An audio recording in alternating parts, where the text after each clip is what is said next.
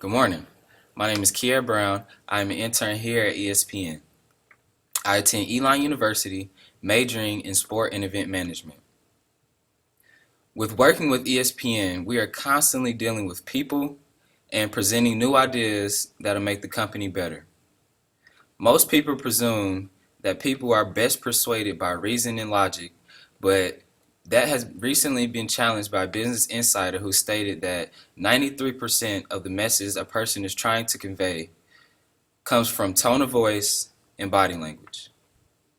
By paying more attention to what body language is saying, you can become more proficient at incorporating nonverbal signals of confidence, trust, and credibility that will take you a long way with our company.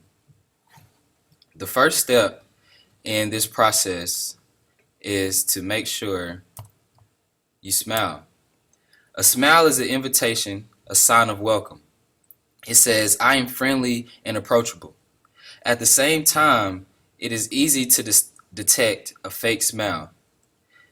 You are looking for a lack of crinkles around a person's eye that can detect a fake smile.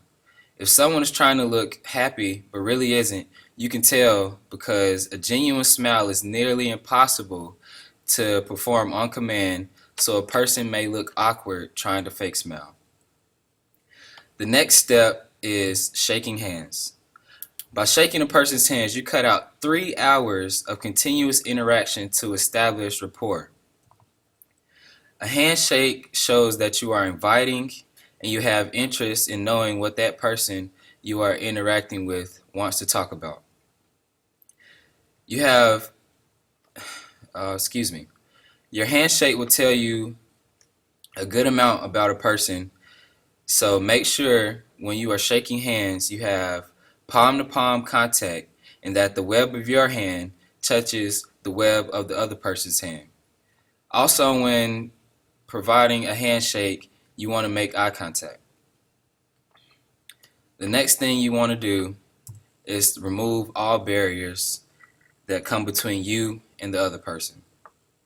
By that, you're taking away things that may block your view or distract you. Become face to face with that person. You may come from behind the desk and sit next to them so that you have more of a connection. When you do this, you don't want your legs to be crossed or your arms to be crossed, because crossed legs and arms comes off as not as inviting, and if you're trying to make a deal, then the company that you are dealing with may not want to do business with you because they feel like you are not welcoming to their ideas. The next and one of the most important steps you want to do, you want to take in mastering body language, is maintain positive eye contact. When you look into someone's eyes, it sets an arousal state in the body. As you can see here, greater eye contact almost leads to greater liking and feelings of inclusion. Eye contact shows a person that you are listening and interested in what you are conversing about. There can be negative eye contact though.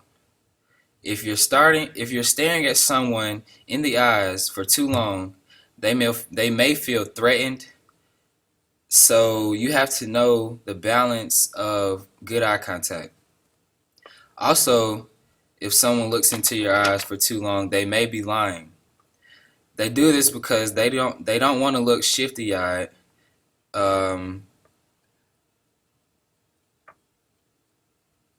So some liars purposefully hold their gaze so it's slightly uncomfortable. Excuse me. So you have to be able to judge whether or not the eye contact you are receiving is engaging, or a person may be lying or making you feel uncomfortable. Next, when actually talking to a person, hand gestures. You want to use hand gestures. When using open hand gestures, you are perceived more positively and more persuasive than those with closed gestures.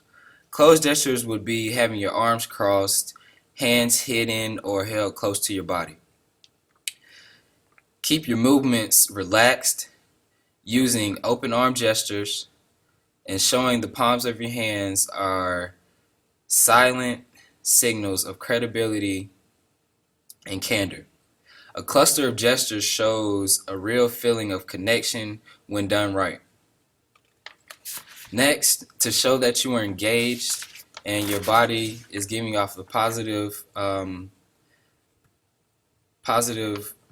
signal, you want to lean in slightly.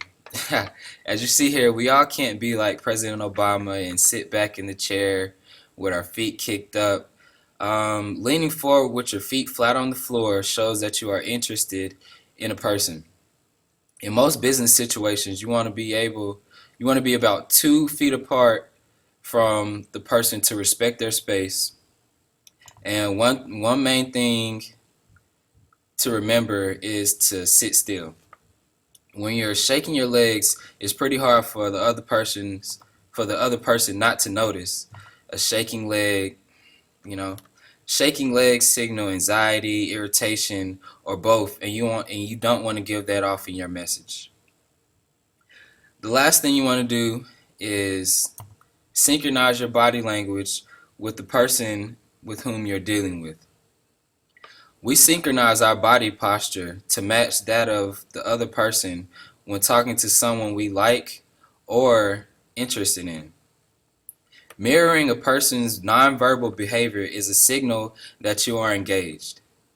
With that being said, if the conversation is going well and the other person's legs are crossed, most likely you will have your legs crossed as well, and this does not come off as a negative way.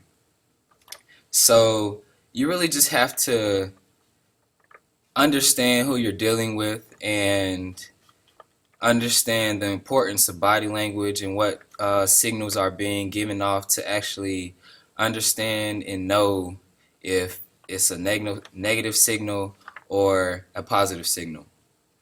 Thank you for your time.